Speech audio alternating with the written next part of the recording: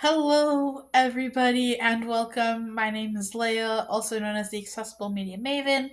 Around this channel, we talk about chronic illness, disability, Reddit, and sometimes productivity.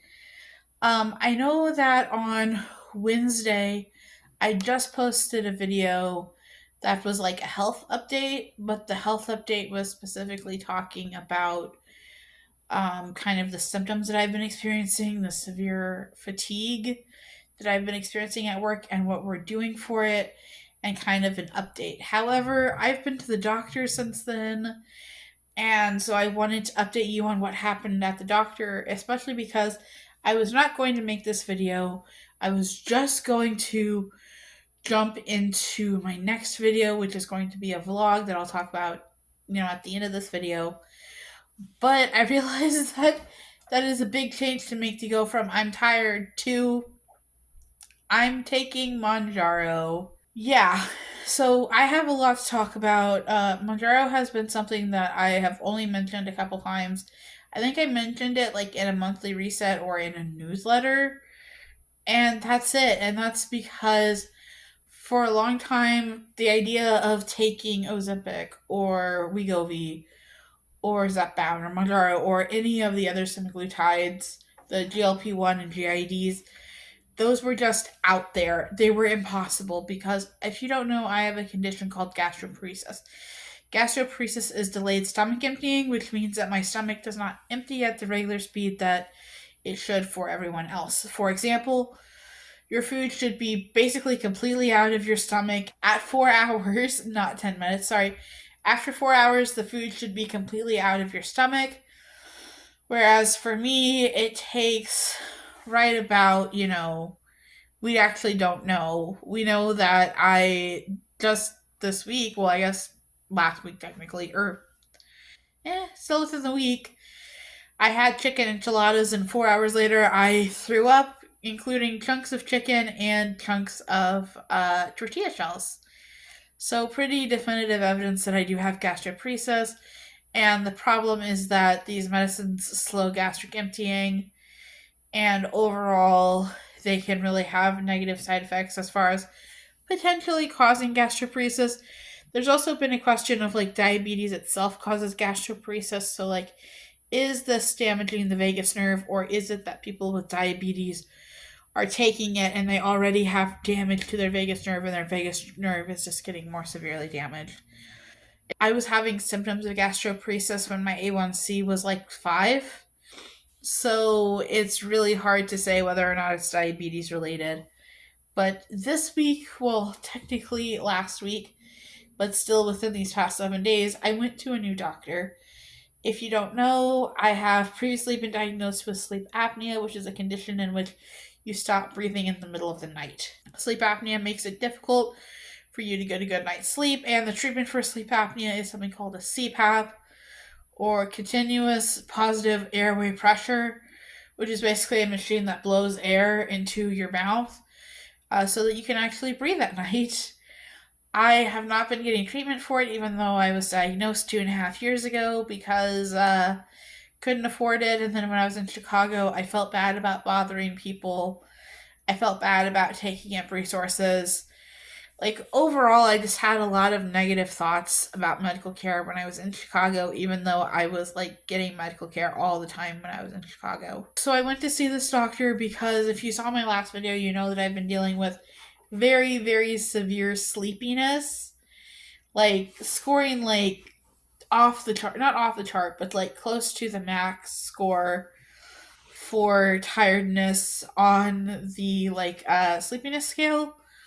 So I went to go get that checked out, and the doctor said, "Why are you not on Ozempic or Manjaro?" And I explained to them that I have gastroparesis, which is a condition that limits your ability to be on either Manjaro or Ozempic or any of the semaglutide medications. I guess I need to rewind a little bit and tell you a little bit about my gastroparesis journey.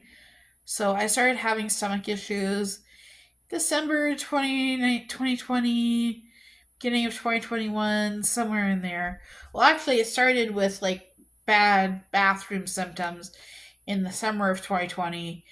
and then nausea and vomiting, like a first episode in 2021, like in like the January February timeframe, and then a severe episode from like for like a year, so from like September, early September 2021 until like October of 2022.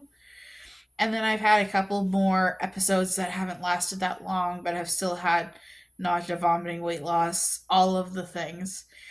And whether or not it's gastroparesis has been up in the air. So initially, they thought maybe it was related to GERD, related to gallbladder, but I got my gallbladder out and I was taking Carafate and omeprazole, and those two didn't help. Anytime I'm in the hospital and I have to be switched off of rabibrazole, which is the medicine that I take, anytime I'm switched off of it and I'm just taking famotidine, I am like incredibly sick, which did lean them away from gastroparesis and towards GERD. Also, I had two negative gastric emptyings. I had a gastric emptying that was basically abnormal. It was within like 5%. And so that was enough for them to diagnose me with gastroparesis. And then in about a year ago, I had another gastric emptying study. This time I had a gastric emptying study in Chicago with just like one egg worth of egg white. And it came back normal all the way down. And so they diagnosed me with food allergy, specifically with food allergy to milk. And I guess not a food allergy, but a food intolerance to milk products and GERD. And but then when I moved to Kansas, the Kansas GI said, no, you clearly have gastroparesis. I previously had a scope where they found food, and there's been times where I have thrown up and there has been food long after, like after the 4 hours. So in Chicago, they had said that I did not have gastroparesis, and so I was allowed to start the medication, which was the Ozempic or Mounjaro.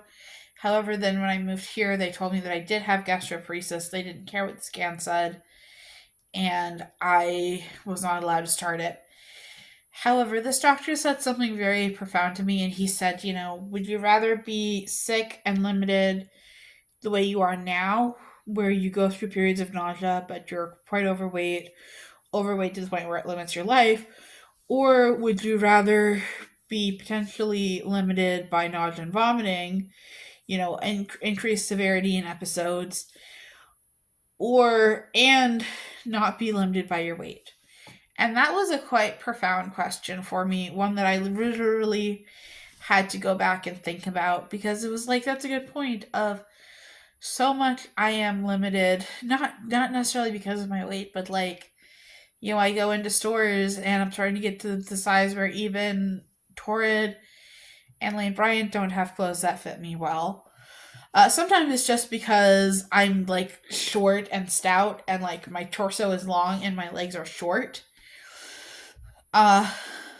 Which means that like shirts have to be very long to fit and pants have to be short. But also, like, there are things that it's starting to get harder to do. I think that, at first I thought that the doctor was also attacking my disability and saying that I was disabled because of my weight. And I said, I don't use this walker because of my weight. And he said, no, I know. I can see on your chart that you have hypermobility. I can see on your chart that you have misalignment in your legs. I can see on your chart that you have joint problems. I'm not attacking you or saying that you don't have joint problems. I'm saying that your joint problems will be better if you lost weight. And even still, he wanted to refer me to the University of Kansas's weight loss clinic, and I was like, I don't know. I'm not sure that's a good idea. Let me talk to my GI, and if you don't know, my GI is like, not my GI, what am I talking about? My endo. So, also I'll say I'm sorry, I've recorded this video 3 times, so it's hard to remember what I haven't talked about. So on this day, I had the sleep medicine appointment at 8, the appointment with the endo at 10. So I went to my endo, and I told the nurse, I said, I think that I am ready to start Mounjaro. I think that Yes, there's a lot of drawbacks. Yes, there's a lot of concerns. However, I go through periods of time where I'm in remission and I'm not sick at all. So if I'm not going to have symptoms when I'm in remission and I'm just going to have worse symptoms when I'm sick, maybe it's worth it. And now, when I said this, I was like, I don't want to say in a flare because I'm not comfortable labeling this a flare, but I had just thrown up. And it had really made me think, like, oh wow, I'm really not going to be able to argue for Manjaro. So I told the doctor that. I said, I threw up undigested food, which is pretty clear that I have gastroparesis, but I think that we need to do Manjaro anyway. I think that we're at a point where the risks don't outweigh the benefits anymore. The benefits are stronger. And he said, yes, I agree. I think we need to increase metformin. I think we need to increase insulin. I think we need to add Manjaro. And then I said, well, maybe that's a little bit much. That's a lot of changes to make all of a sudden. And he said, okay, what do you want to do? And I said, let's hold off on the insulin. Let's do Manjaro and metformin, and let's see if those two together are making a big change. And I will say, actually, I won't say what they're making because I'm working on an entire vlog. So I vlogged on Friday when I found out I was going to start Manjaro. I recorded Monday when I actually started, and then I recorded Tuesday, Wednesday, and then I'm going to finish up this week on Saturday or Sunday and then post it not this Sunday but next Sunday. Obviously not this Sunday because you're watching this video today.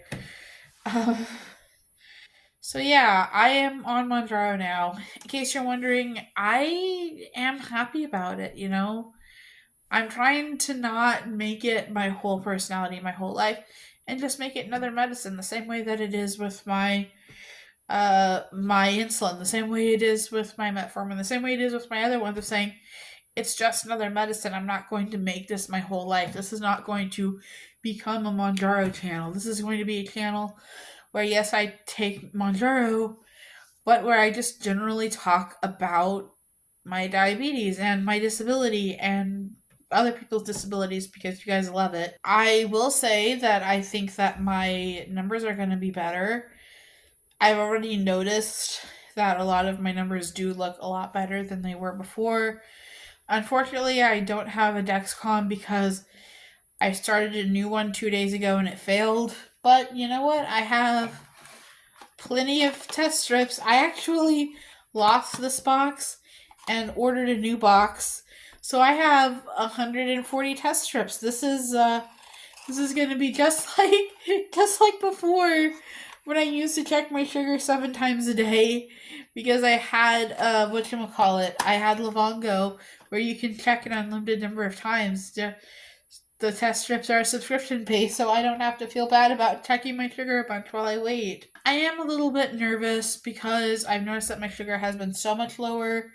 Last night I kind of had a panic attack and had a whole bunch of carbs before I went to bed. Tonight I hopefully am not going to do that. I'm hopefully just going to be fine. Is there anything else weight loss related that I'm doing? And a goal that I had at the beginning of the year was to only eat out 3 days per week. And so far, I ordered pizza on Friday and I did throw it up and felt sick Saturday, but I had just the pizza and not the greasy stuff, the wings and stuff that has grease. I felt fine, so I had that on Monday and Tuesday, but I did not eat out yesterday. I'm not eating out today. I may eat out tomorrow. We will see. But I'm kind of hoping that by starting this medicine, by decreasing how much I eat out, and by just in general being aware of what I'm eating without calorie counting, because like I said, I don't want Manjaro to be my life. I don't want weight loss to be my life. This is not a weight loss channel. This is a chronic illness channel, and this will not be a weight loss channel. I will not share my numbers. But I wanted to be honest and show people what it's like to go through taking this medicine. Yeah, I believe in transparency and authenticity. I hope that you can tell that on this channel. The only thing that I don't do that's not super authentic is that I almost always have my hair down. And when I normally I have my hair up, but I'm working on that. I'm working on breaking that habit. But I believe in authenticity. I believe in being honest about things as much as I can. There are some things that I will keep private for me, but for the most part, I believe in trying to be authentic and live authentically.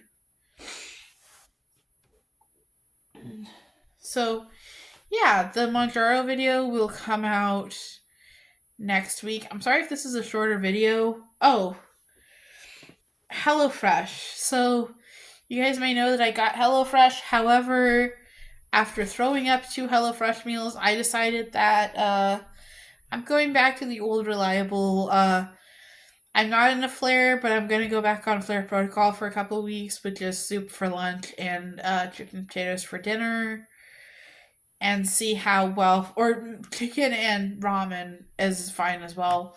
So I'm gonna see how flare protocol treats me to hopefully not start throwing up again. But if I do start throwing up, I probably will not be attributing that to Monjaro unless I get like a tear or something, because I know what I normally feel like when I get sick, and I was getting sick before Monjaro. So yeah, I can't really say much because I only started it on Monday and today's Wednesday. But I mean, like, I haven't had increase in nausea. Maybe I've had a little bit of an increase. Maybe an increase in just like not caring about food. Like, for example, earlier I was eating and then I was just like, I don't want to eat. I'm going to work on a video. So I got up and worked on a video. And then a little bit later, I went back and I ate the rest of my meal because I'm like, yeah, if I take insulin, I kind of need to eat my entire meal.